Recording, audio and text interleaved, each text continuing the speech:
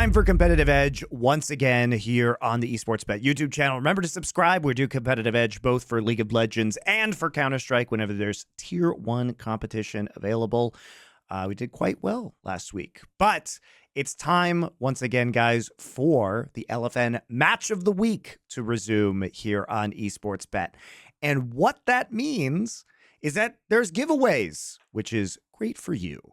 First off, one way to enter a raffle for $20 in USDT accredited to your account is simply to create a new account with the code below. If you've been waiting to register on the website, use our link, which is going to be in the description of this YouTube video, and that will enter you into the raffle. You can also leave your username in a comment, so your Esportsbet username in a comment below this video. Also entered into that raffle to win up to $20 USDT. And if you would like to win double that amount, so up to $40 USDT, what you have to do is bet $10 or more on our match of the week, which is the Telecom war between T1 and KT. So either make an account if you haven't already with our link below, leave a comment on the YouTube video with your username on Esportsbet, and bet $10 and you can win double, so $40 USDT in that raffle. So go ahead, do all of these things if you haven't now. It's a great time to have a little bit of fun. And of course, we do also still have our LFN 777 promotion active. You can just go to the promotions tab, type it in the promotions box, LFN 777, and whether you are a new user or a user who's been on Esportsbet for a long time, you can get a 200% deposit bonus up to $200 USDT, or its equivalent in another cryptocurrency. It's great value. Of course, you can check out the terms right on that promotion when you enter the code. So, coming into this week, we are awash in Asian games. Not nary a Western game of League of Legends to be seen. LCS is on its mysterious hiatus. It's not mysterious. It's because they're doing Valorant. And LEC has just finished up their winter split and is going to be taking a break before spring. But LCK and LPL are both roaring back, and we have a variety of interesting matches to discuss, especially with KT kind of coming into form recently. But first, as usual, guys, we are going to go over our predictions from last week and how we did. As we know, the previous week was kind of a disaster. We did very well. We did very well this week. So as we take a look Thing right is, here. if people don't know, one of the reasons why I also love this show is because, like, for example, even though I'll tell you, oh, of course, Mad Lions is going to lose all these games and come last place. If the odds are crazy for them as an underdog, we'll still take it. Oh, so yeah. then me and Monty get to flex like we did. Because we did. We did bet on Mad Lions. We didn't believe in them, but we bet on them. So we did actually, we get the win from that. They had crazy odds. Yeah. They did have crazy odds. What you're going to see up here is a bunch of parlays. These are the parlays, the long shot parlays that we put that we predicted on Power Spike, guys. I saw the one Dom did where he hit like 3 in the parlay or something, wasn't it? Wasn't it? He had to get 3 matches right or something ridiculous. He didn't get all 3 right, unfortunately, because Thunder Talk lost to Rare Adam. He was close. Oh my goodness, that was what did it. That was the result. Got all the others. That's even worse. Oh my goodness, right? So it was kind of a bummer. But these are long shot ones. D-Gun did a 5-way parlay. But most importantly, it only matters really if one of these hits, and it doesn't even really matter if one of them hits every week, because as you can see, the value there is huge. Oh, of course. Like, so yeah, we each put 1,000 on our parlays, but I hit a parlay that gave me $3,400 effectively. So it kind of cancels out the $2,000 we lost on the other 2 parlays, right? Because I had 4.3 odds. And I picked that Kwangdong would win their match versus FearX. I predicted that Genji would win versus Hanwha, and I predicted that Nongshim would beat Brion. So all of those 3 came through. Huge parlay win there. So we were up big time. And then the ones we did actually on Competitive Edge last week, Thorin, as you pointed out. I bet you were so scared for that Nongshim Brion match, though. I bet that was the one that had you shaking, Monty. No. By game 2, it was a clean 2-0, man. They fucking stomped Brion in game 2. The one that had me shitting myself was the fucking the match with Kwangdong and FearX where they picked Garen and then just embarrassed themselves in game number 2. And also, by the way, They had a new support in that game, which I didn't know about when I made that bet. Brilliant. All right, so that was the one. That was the one that was making my butt clench a little bit. But game 3 was very convincing, I have to say, from Kwangdong. So I'll give everyone a little pro tip. In light of On Summoning Insight, if you watch that episode, obviously we addressed the whole Adam drama with BDS. If you ever see something like that happen, guys, like the rumors that, hey, someone might not play, rush to these websites. Yes. Because obviously it can't instantly, all the bets don't instantly get reversed. That's where you get insane value. Because at that point, the Mad Lions odds will be way too high, won't they? Like, always do that, guys. That's like a classic move you can do. You can just pick up free value if you do that. Right. So we did before that, though, in terms of the predictions we made last week. We did pick Mad Lions on a flyer, but they did have 2.7 odds, so that came through. Nongshim we picked over Brion because I said they have crazy good odds. And Brion, like, there's like a tier gap between Brion and any other team within LCK, which we'll continue to bet against, by the way.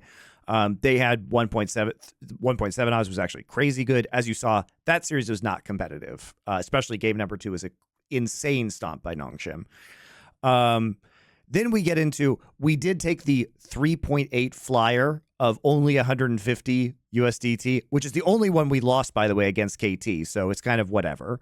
Kwangdong, we picked to win versus FearX. That one came through at 1.6 odds. And then we had Genji over Hanwha. So we actually had each individual part of my parlay as well as the 3-way parlay. So that's a massive hit. I think we were up like $2,300 or something this week, plus the 3,400 from the parlay bet that I made on Power Spike. So this has been a fucking banger week, guys. Big banger week for us. And very successful. So we'll just start there by gloating about it, especially after our horrendous week last week. And we'll kind of get into, you know, the individual predictions that we have here. To start off with, we have Hanwha Life at 1.59. So a pretty decent favorite against 2.189 for KT. I think KT's winning this. I actually think they're the favorite in this game as far as things stands right now. What is your opinion on the current form of KT Rolster? I mean, it's a mixture of KT themselves actually are looking better than they were. They started so badly in those first few weeks. They looked mega fraudulent. Meanwhile, if anything, Hanwha's the one that sort of actually never's been able to fully unlock the potential, and they kind of just stay capped at this level. So I think it's certainly plausible. Like, obviously, as the underdog, I like the angle. I think both these teams can be unreliable. So I like to take the underdog when that happens. Yeah, and the other side of the coin flip, as it were. Yeah, the Gen G match was kind of disturbing for Hanwha too, because as good as I think Hanwha's mid and late game macro has been, they were like trading down cross map, which is something that you typically don't see from Peanut led teams, and that is concerning to me. That is concerning. Like, I think they played quite badly versus Gen G in particular, and maybe that was in their heads from playing their former roster, if you're Delight and Peanut and Doran, but Zeka just hasn't been that guy. And that's the problem. They don't have the QB. So if you don't have the QB, Monty, what do you do cynically? You just check down. You tell them just do the little check down play. Game manager. I mean, Pioshik has been a much better individual player than Peanut has been. Perfect is coming off a strong game versus Keen. BDD is much better than Zeka is right now. Okay, so like, let's go to bot lane. Like, Barrel's been kind of weirdly good at times, and Viper has not been able to carry Hanwha against good teams. So I'm kind of liking the KT angle. Yeah, here. It looks great. Of course, this will be the week that KT is exposed as the frauds that I keep saying they are, right, Thor? And this is the week they go 0-2 versus in the Telecom war. Even if that happens, as long as the one that they don't fuck up is the T1 one, I'm okay. As long as we get the Telecom war, I'll accept even if Hanwha can actually, like, if they fucking just lose inexplicably. As long as they beat T1, I'm okay. It's all good. I'm still going to put 1,000 on this for KT. We're going to put... I mean, the odds are good. I think it's pretty good odds you priced in. Yeah. We'll put 1,000 on this over for KT. I really don't trust. I really don't trust Hanwha right now. I don't trust KT either, but I trust Hanwha even less somehow. And I think it's outrageous that they're this big of a favorite in a matchup where KT has just straight up looked like the better team the last few weeks. And they've certainly been more competitive against top teams. And they're coming off the Gen G 2-0. That's crazy to me. That's crazy. This one might be a little weird to you guys because I have Kwangdong at 1.217. Now, normally we say, maybe you shouldn't take these odds, right? Maybe you shouldn't take these odds. Breon is fucking terrible. But you know this what, is your Thorin? vote of no confidence in Breon. Is that not to do that? Surely, come on. It's not only that, Thorin. This is how much I think Breon is total dog shit. Are you ready for this? You just don't think it's possible to win. Come on, I don't think it's possible. But did you know that Kwangdong and Breon are not only playing once this week, they're playing twice in the same week? Lordy. Because it's the first round robin ending and the second round robin beginning. So we actually get to see this matchup twice in the same week, which means that I'm obviously parlaying Kwangdong to win both matchups. Oh, sure. Yes. Yes. I'm not going to be so bold as to say 2-0 because I just watched the Furex match where CV Max played Garen and they sucked at it. So I do think it's possible that, you know, there's some CV Max like experimental shenanigans that happen that result in Kwangdong not 4-0ing this series, especially in this. Like if you 2-0 the first one, in like the same week, there's always that temptation if you're up 1-0 in the second one to like pick the Garen again. You know what I mean? And then maybe you throw that one. But I still really like this. I still really like the parlay overall. The crazy thing is it's not even going to give you that nice of a parlay. Like it's only 1.481, which is still not great odds. As we look at it here on your screens. So I'm going to put $1,000 on it though, just for shits and big giggles, because I think Breon is so bad. Like I think they are hot trash. I would be where there's a world where they don't even win another game in the rest of this split. And I think they go 0-18. That's how trash I think they are. And Kwangdong is looking pretty legitimate as we've been discussing on our shows. So not only the one series angle, we're going the parlay for both series. All right. It is bonkers, like you say, though. If people don't know, it's one thing to be the last place team. Guys, they have actually won one game out of 17. They don't even win games. Never mind series, they don't even win games. It's really bad, guys. It's really bad. It's so bad. They are really trash. And they keep changing players, too, in hopes that they're not going to be trash, but they're still trash. I guess, you know, there is one kind of angle here, which is that, I mean, they do keep trying to bring in new players to the roster, and they just did bring in Poolbay to potentially like replace Karis. That was just announced. So perhaps there's some level of hope, but I think at least in this first week that they're unlikely to like pull it together enough as a team quickly. So let's go over to LPL. Top Esports 1.422 versus 2.617 LNG. LNG is just coming off a loss today to Fun Plus Phoenix, who is not a good team. They have lost to Thunder Talk. They have had a very tough strength of schedule, but Top Esports is extremely good right now. And I think that getting over 1.4 odds for Top feels pretty decent in this matchup. Like, do you think there's like LNG has good odds too if you think there's an underdog angle, but I don't think they can pull this off. I mean, they're losing to like actively bad teams at this point. Oh no, LNG actually looks. I said this when I did an episode of my Big Brain show where I had Nymeria and Kira on there, so we get kind of like quite brutal takes. I think LNG are just frauds, mate. I have to say, like, look, in their own way, as individual players, I think Zika, more especially Scout and Gala, can be good players. They can be talent still. But that team, it doesn't fit together. And I'll tell you what, mate, ever since they swapped out Tarzan for Weiwei, they are just lost as a team, mate. Like, they've lost they so have much. No coordination. Everything that made them brilliant last year isn't in the team anymore, I'm afraid. It's actually really sad how far they've fallen. They could easily lose us. I think the top side, you take the favorite here, mate. I think you take Top Esports all day. I think what's so sad to see is that I don't think Weiwei's a bad player on his own, and Scout clearly isn't, but they like literally have no mid-jungle synergy on engages. It's not even just in the laning phase. It's like in the late game, they can't coordinate how to engage a team fight. It looks super bad. Yes. I say this as somebody who just put them as a top 10 team in the world because I believe that they could get better. But I mean, after this FBX loss, I think I'm pretty out on that as a concept. So we'll put 1,000 on Top as a favorite. I think that even with, you know, even if we had seen a better game from them from FBX tonight, we still take Top. Unfortunately, that means Top doesn't have as good odds, you know, but 1.4 for a heavy favorite, I think is acceptable. Yeah, I think it's good. Now we have our telecom war to discuss. And I know what you guys are thinking, like, man, like, are they really going to go for KT here? Because T1 is clearly the better team. Like, I think it would be shocking if T1 lost this.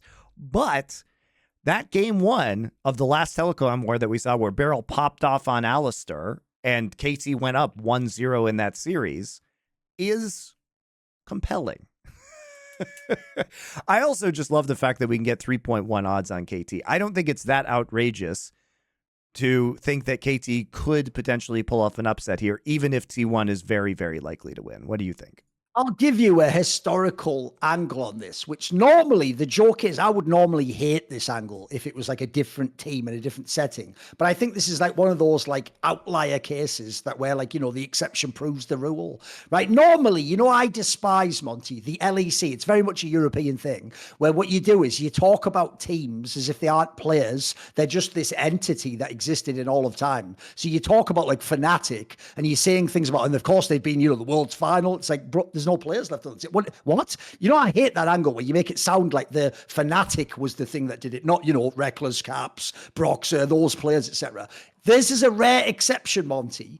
Every single telecom war, no matter how far the distance between the teams are. So if people don't know, in season 8, KT was the super team, and it was actually SKT was really bad that season. Vice versa, there's been season ones KT was bad and T1 were the kings. Everyone is always way more close than you expect, no matter what the forms are. Agreed. It's like a match that comes out of the form and the strength of the teams, and it has this with. I'd imagine it's psychological. I'd imagine the teams know going in, this is the big match. This is like a massive game, and so if you T1 people, you also know it'd be embarrassing if we lost. Right now, it's supposed to be the kings. If you're KT, it's like, you know what? Screw it. Maybe we can get this one. And so that's why I actually like this angle. I've seen so many times that the underdog has won this match. It's way more than you'll think. So I love this angle. So, yeah, let's go for it. So Thorin, I'm going to once more into the breach with KT Wolfster. Let's go. I'm going to do something a little bit different, and I want your thoughts on this. So what I'm going to do is I am going to put a small flyer onto the outright from KT, which by the way is up to 3.677 now. So the odds have actually swung even more in KT's favor after I click on it here. So it's definitely worth it then. Yeah, the bets are coming through. So I'm going to put 250 on an outright best of 3 win. Okay, for KT. But I am also going to put 500 to your point about it always being a close matchup on KT on the T1 minus 1.5, which means that as long as KT takes a game in this series, so it's either whether they win or whether they take a single game, I'm going to put 500 on it, which means that if KT wins in any form, so either 2-0 or 2-1, our 250 at the 3.6 will hit. And if they take a game, our 500 at the 1.9 will hit, even if they lose. So what that means is we actually cover our loss on the outright if they take a game. The only scenario where we don't kind of at least cover our loss and make like a little bit here is a scenario in which T1 2-0s, which is a risk. By the way, if you are Esportsbet person watching this footage, if we get that wrong, feel free to replay that clip with the Curb Your Enthusiasm music 1 second later. Do something with it, because it's right there, isn't it? It's like the layup if we get it wrong. It's like it's literally 2-0 clean. You know? Yeah, we are. If it's a 2-0, we are completely fucked and we lose all 750. Yes, exactly. If it is any other result, we're gonna be okay here, guys. We're gonna be okay. So there you go. You can mock us on your social media with our poor betting skills. But I was just thinking about this match, and like I came to exactly the same conclusion that you did, which is like I don't want to commit that much to a KT win because I don't think it's going to happen. But do I think that they take a game? I do think that, and especially because we saw that in the previous series, and there has been some happy gaming from T1 recently. So they're a very good team, but also KT is on a bit of a heater right now, as much as I kind of hate to admit it. Let's talk about BLG versus JDG. I don't know where I'm going with this one, Thorin, so I want your thoughts. Okay. BLG 1.484, JDG 2.429. Like JDG is very mysterious right now because they haven't played very many games. They've actually played like the least amount of games in LPL. They had the win over LNG, which is like the really only like big opponent so far, but they look really good. But they haven't necessarily had that same test. I guess they played 4 games now. But BLG, like, obviously this is going to be like the big match outside of BLG versus Top, which happened in the first week of the season. We're not going to see again until maybe the playoffs, maybe never again. How are you feeling about this right now? Because Flandre has been surprisingly good coming off his break. Absolutely. Ruler and Missing still look amazing. I mean, I really like the kind of shape that this team has taken right now, but we haven't seen them against good competition. Do you think they're worth like a flyer as a 2.4 underdog? I do sort of, because the problem is when I actually look at the team, this is another one where it's not like this is just like 2 identical teams in terms of like player strength and then one team's better than the other. It's even different strengths. Like, for example, top lane, solo lanes, I'll give the edge to BLG. I think Bin and Knight are better than Flandre and Yagao. But then, for example, I think jungle's a bit of a kind of push, isn't it? They're both really strong junglers. I would say the bot lane on the JDG side is probably their best chance. I think their bot lane's better. So I actually think there's a very plausible world. Like, the odds are high enough. I think it's worth a flyer. Also, worth noting, BLG got fucking slammed 2-0 in not close games today by IG. Like, is it a trap game as they prepare for JDG? I don't know, but like, I think maybe it's worth maybe it is worth like a 500 flyer on JDG here. So we're not committing the full amount. It will be a healthy return if they manage to pull off the upset, and it's not that big of an upset. I don't think either. Like, JDG is still a team that should be contending for a title with their roster. All right, one more LPL match to round things out. And this is, again, a team that has maybe been bolstered by strength of schedule, Thorin, which is going to be NIP. This is like Rookie's new roster. And they're close to the top of the league, but they haven't really faced very many tough opponents. And LNG, who has had a very tough strength of schedule, but also has dropped some matches versus FPX and Thunder Talk that we discussed earlier that really shouldn't have happened. So I feel like if you can get the 1.8 on NIP, it's like feels great. Yeah, no, what's crazy is, as you say, because of the different contexts around the match, I think we've essentially got a scenario where I think NIP is going to win this game and we could take them with the underdog odds at 1.87. So I think that's a banger. Yeah, it's about as even as you could possibly get, right? But there's still the slight underdog. If we're predicting LNG is going to slide down, I think it's a perfect time to take this one. Yeah, this is good value. We'll take 1,000 onto NIP here at the 1.871 odds. TBD as to whether NIP is actually a good team. Like, their softness of schedule really has me concerned, as does the eye test kind of. But like I said, the more that comes out about LNG, the more you dislike this team despite their strength of schedule. So we're taking a massive loss. LNG might go 0-3 this week if our predictions end up being correct, which will kind of knock them out of any kind of conversation, which is sad because LNG was my favorite team to watch in LPL last year. Thorin, I really loved them, and they were so competitive. And like, I get that the backlash was huge against Tarzan after his abysmal Worlds performance, but holy shit, do they look so much worse without him? And he's just sitting there. The saddest thing is, the ultimate fucking blue balls is the team that played that series against T1. I never saw that team the whole year. That wasn't LNG. So if that's all you remember of them, that's such a terrible legacy for that roster. They were so much better than that. Yeah, it's very disappointing. All right, guys, that's it for Competitive Edge this week. Remember to subscribe to the Esportsbet YouTube channel, and we'll be back with hopefully more winnings and more predictions next week. See you then.